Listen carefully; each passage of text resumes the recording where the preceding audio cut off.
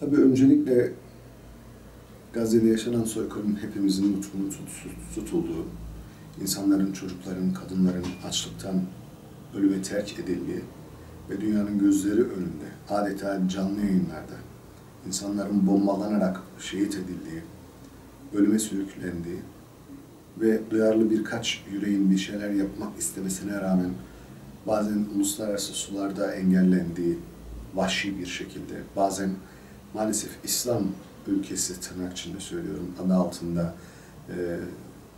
o kardeşlerimizin engellendiği günleri yaşıyor olmak gerçekten vicdani anlamda bizi çok derinden sarsıyor, çok derinden etkiliyor. Ben buradan Gazze'nin, Filistin'in şanlı direnişini öncelikle selamlıyorum. Oradaki kardeşlerimize elimizden geldiğince sadece tabii dilimizden dökülen dualarla değil, fiili dualarımızla da destek olmamız gerektiğini söylüyorum. Bu desteklerden birisi de az önce sizin söylediğiniz gibi tabii sosyal medya olabilir. İlla maddi anlamda bir şey gönderemeyebiliriz, bir şey yapamayabiliriz. Ama sosyal medyada mutlaka bunları ön plana çıkartmamız lazım. Ama engelleniyor mu? Evet, maalesef engelleniyor. Sadece Filistin'le ilgili değil, bazen Doğu Türkistan'la ilgili, Arakan'la ilgili, bazen Çeçenistan'la ilgili herhangi bir paylaşım yaptığımızda dahi bizim kahraman bildiğimiz insanların sadece isimlerini yazsanız bile, herhangi bir görüntü paylaşmasanız, bir video paylaşmasanız bile bunlar engelleniyor maalesef. Bazen gölge engelleme deniliyor, shadow banning şeklinde. Başka insanlara ulaşımını engelliyorlar öncelikle. Sizin paylaşımlarınızdan yola çıkarak biliyorsunuz yapay zeka artık bizim de hayatımıza yavaş yavaş girmeye başladı. Ama zaten bu algoritmalar yapay zekalarla öğretiliyor ve sizin paylaştıklarınıza bakarak bu insanlar hemen paylaşımlarınızı engellettirebiliyorlar. Bunu aleni de yapıyorlar. Hatta size zaman zaman ceza veriyorlar. Seni engelledik, artık yorum yapamazsın, paylaşım yapamazsın, arkadaşlık isteği gönderemezsin, arkadaşlık isteği alamazsın şeklinde. Ya da biraz daha eğer cesursanız birkaç defa bunu yaptığınızda direkt hesabınızı, kaç takipçisi olduğuna bakmadan hemen hesabınızı kapatabiliyorlar. Bu aslında İnsan Hakları İzleme Örgütü'nün de Ekim 2023'ten bu yana, yani çok daha öncesinden var ama resmi olarak yayınlanan bir raporundan bahsediyorum. Net bir şekilde ortaya koydu. Sadece ülkemizde de değil, Meta ve diğer X'in bağlı olduğu gruplar vesaire, sosyal medya hesapları, yazışmalar da buna dahil olmak kaydıyla tamamen hesabı kapatabiliyor ya da engelleyebiliyor. Bu maalesef uzun zamandan beri yapılıyor. Ülkemizde de bu bir gerçek. Siz de mutlaka denk gelmişsinizdir. Sosyal medyada bir şeyi paylaştığınızda hemen tabiri yerine ban yiyebiliyorsunuz, engellenebiliyorsunuz. Tabii öncelikle boykotun kendisini konuşmamız lazım. Boykot kesinlikle etkili. Yani bunu hiç amasız, fakatsız, lakinsiz konuşuyorum. Boykot kesinlikle etkili. Ne olursa olsun etkili.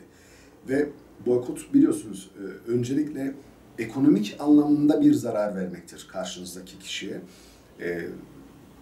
Zaten en yakınımızdaki marketlere baktığımız zaman bile hemen boykot firmaları boykot zamanlarında özellikle normalde çok yüksek fiyatlara sattıkları ürünleri %50, %60 belki daha yüksek yüzdelerde indirim sağlıyor. Bir alana bir bedava diyerek daha fazla satılmasını amaçlayabiliyor. Bunun ötesinde dijital boykot dediğimiz, eğer dijital boykottan kastımız şuysa, ya biz hiçbir şekilde sosyal medyaya girmeyelim, hiçbir şekilde sosyal medya üzerinden bir paylaşım yapmayalım ve insanlara ulaşmayalımsa buna karşıyım. Ama dijital boykot yaparken alternatiflere yönelmekse, yani sadece bize sunulan ve insanların daha çok kullandığı yerlerden ziyade alternatiflere yönelmekse evet buna varım. Çünkü zamanında bakın ben bir medya mensubu olarak da şunu rahat bir şekilde söyleyeyim.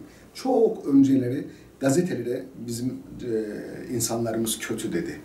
Sonra radyolara kötü dedi. Sonra televizyonlara şeytan işi dedi.